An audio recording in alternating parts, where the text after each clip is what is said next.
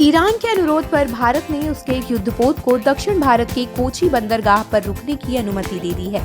सरकारी अधिकारियों के अनुसार इस जहाज के 183 सदस्यीय चालक दल को भारतीय नौसेना की सुविधाओं में ठहराया गया है।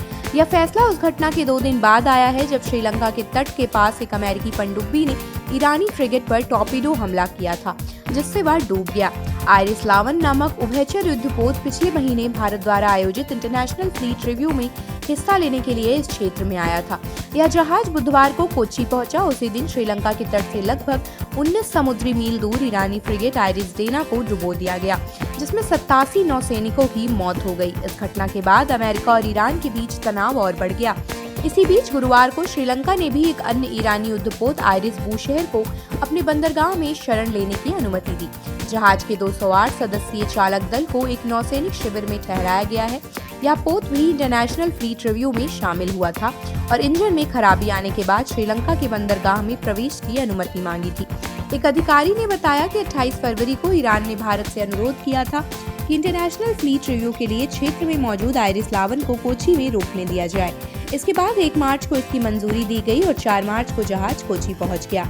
अधिकारियों के मुताबिक ईरान की ओर से भेजे गए अनुरोध में कहा गया था कि जहाज में टेक्निकल प्रॉब्लम आ गई है और उसे तत्काल बंदरगाह की जरूरत है।